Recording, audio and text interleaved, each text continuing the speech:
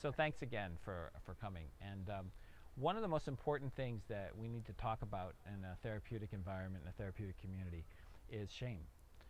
It's not the nicest word. It's not my favorite word in the world, but it's something that's really important to understand.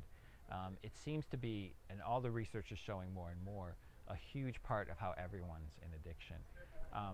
Shame exists in this piece of the brain, in the midbrain. It's a place where it exists in the amygdala and in the emotional processing parts of the brain, and it sits in a very deep place in the midbrain. And so we often aren't even that aware of how much it motivates us or how powerful it is, because it's not in the superconscious parts of our awareness, right? Yet we often find that when we take a drug and that pain goes away that we've been feeling in that way for so long, life is really, really good. And that feels wonderful. And oftentimes it's so powerfully positive in its feeling, our brains immediately begin reorganizing when they don't have that, and working to make it so that you don't have that shame. It's intense. Now, shame isn't just the feeling, I'm a bad person.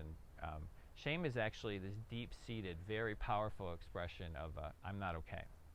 And it's very deep, and it works really well to shame other people. Have you ever noticed? One of the things, and there's a bunch of differences between shame and remorse, which is its kind of a more sophisticated and mature cousin, is that it starts very young.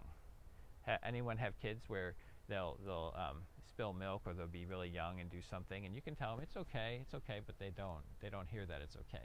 They're not okay. We learn about and we relate to the world that we're not okay. Now, the difference between shame and remorse is that with shame, I'm the problem, right? Actually, you're the problem. It's always from the outside.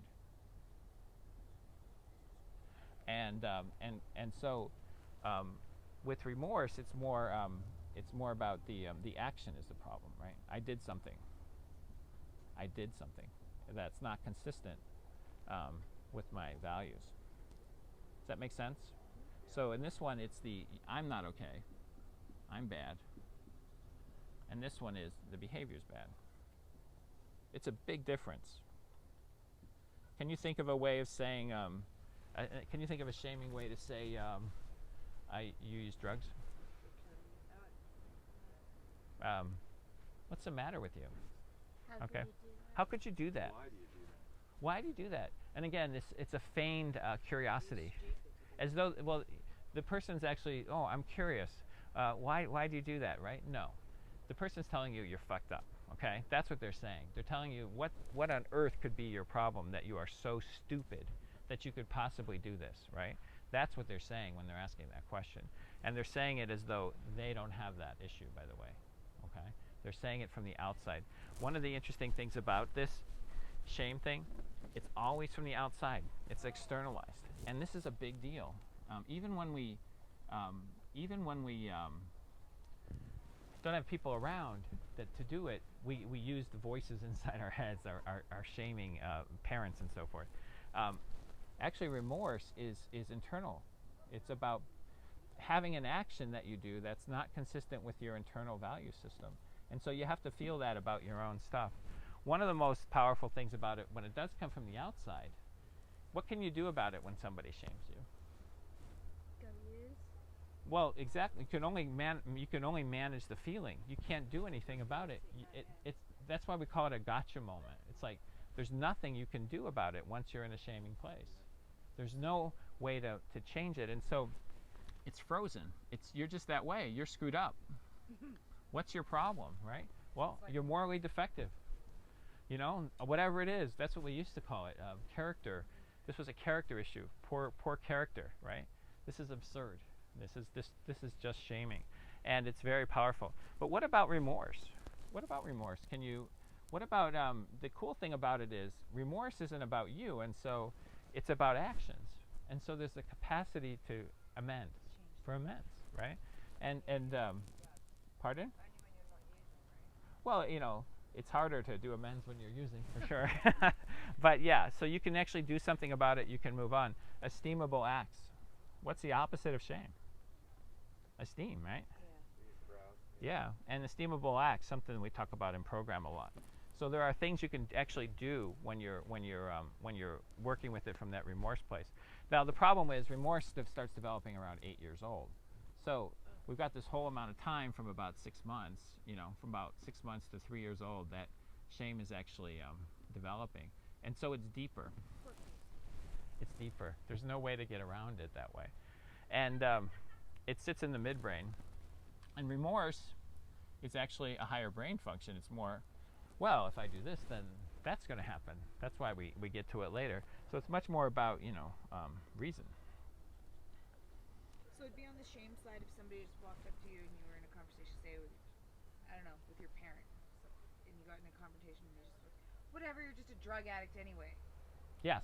So that'd be the shame Well, side. what they're doing there is they're probably taking their own feeling world, and they're a little bit frustrated or beaten up with your addiction process, and they're afraid of you hurting them again, and they're defining you as a fuck up.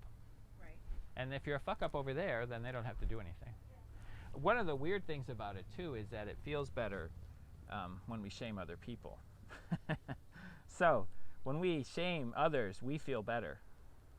Like my mum said to me the other day, I was like, I love you. She's like, yeah, I love you sometimes. I'm like, sometimes? She's like, well, yeah, because you're a fucking junkie. That's... Right.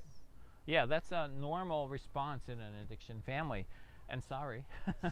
But also, when you can realize, see, you can just reshame her, right? We can just go, oh, what a fucked up mom.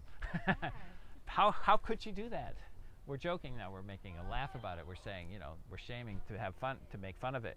But that's what she's doing, so that she's taking her internal shame and she's putting it out on. It is, like, on some level within my family anyway, like, that sense of humor that goes with it Yeah. is actually on a more of acceptable level. You So can yes, accept that. That's great. I can accept it. One of the ways your family compensates for being highly shaming Yeah. is by laughing, which Yeah. is important. It's Yeah. really important. So, but let's start with awareness, and then we'll come back to humor because it is important. If we're aware that we're doing this as a family system, earlier we were talking about intention. We can set an intention. Is it a good intention not to be too shaming as a family? Yeah. Are we going to be able to eliminate this for all time? No. Probably not. This is pretty deep stuff, and if we're starting to go, just say no, I think we're gonna not end up not very successful. Even talking about shame brings it up. It's good to feel it. It's good to know what it feels like and start to get used to it, so that you can understand it. It's around you all the time. We do it to other people. They do it to us. When other people are shaming us, and what's the best response?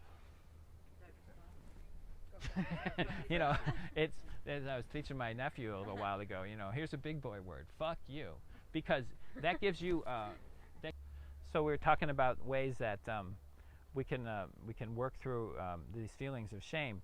And another piece of the tactile piece we talked about over there was esteemable acts, physical things that we do, helping other people. Amazing stuff, how good it feels. Even taking care of a pet and having a pet come and take care of you. Doesn't that feel good? Like, People love you have that. The thing of going to feed the homeless, like that's, Yeah, it makes a big great. difference. I know, I need to go do that. And it makes you feel valuable because you see physically right in front of you the thing you're doing is giving somebody food. It tells your brain in all the levels, and the conscious and the unconscious levels, exactly what's going on, and you're part of something. And there again, you're in contact with the world, seen and heard. You're being seen and you're being heard, and this is a big deal. When we feel this way, we get better. We feel better immediately, and it's how we're wired too. We're not. We're wired to work in groups. We're wired like pack animals. We enjoy the company of other people. We never do well alone, and we never do well alone in addiction recovery. That's absolutely true. So the larger communities of connection, and what you see in a community like this is all those opportunities for this kind of stuff, talking and being heard, asking and exchange. You see it in the morning groups. You see it in capacity to share all day long. And when you do that and someone else hears you, I don't know if you can notice it in the moment, but it uplifts you. Because it's like, oh, there's the connection. And literally, neurobiologically, you're changing and you're more valuable. And that's a huge, huge thing. So laughing at it, being aware about it, and feeling it are really the things that make it different when it comes to shame. Thank you very much.